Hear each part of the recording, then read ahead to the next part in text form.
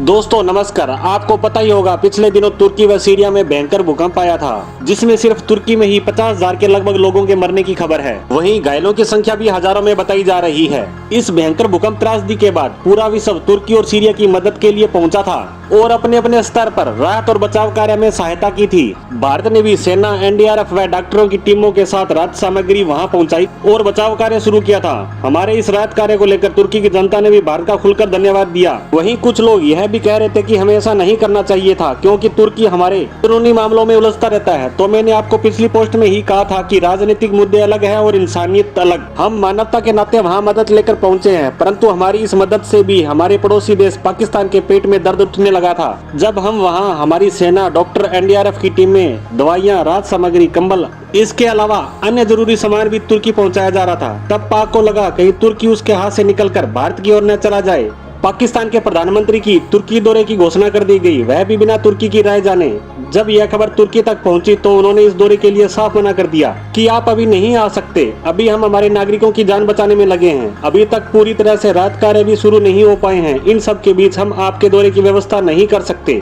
तुर्की के इस बयान के आने के बाद पाक की पूरी विश्व में किरकिरी होने लगी थी और तब एक बार ये लगा भी था कि पाक को समझ आ गया होगा कि अभी सही समय नहीं है, परंतु ऐसा नहीं हुआ। कुछ दिन देर से ही सही, पाक के प्रधानमंत्री तुर्की के 3 दिन के दौरे के लिए निकल पड़ते हैं। यह बात यही नहीं रुकती, यहाँ एक कांड और हो जाता है। दरअसल पाक में कुछ महीनों पहले भयंकर बाढ़ आई थी, जिसमें उसका भारी नुकसान हुआ था। हजारों लोग मारे गए थे, जबकि लाखों लोग बेघर हो गए थे। ऐसी परिस्थितियों में विश्व के अनेकों देशों ने पाकिस्तान की मदद करने के लिए अपने अपने स्तर पर राहत सामग्री भेजी थी, ताकि पाकिस्तान के लोगों की मदद हो सके।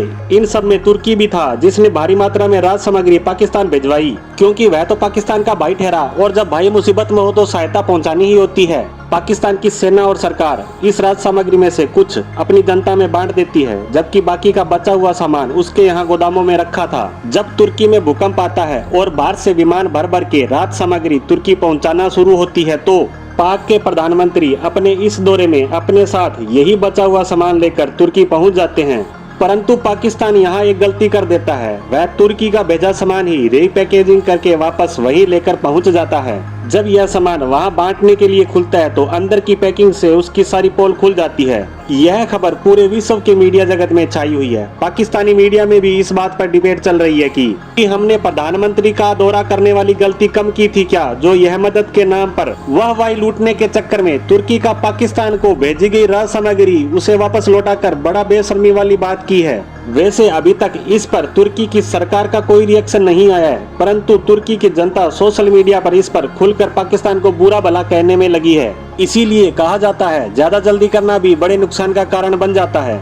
वही बात पाकिस्तान के साथ हुई है। इसी के साथ आज की पोस्ट को यही विराम देते हैं। धन्यवाद।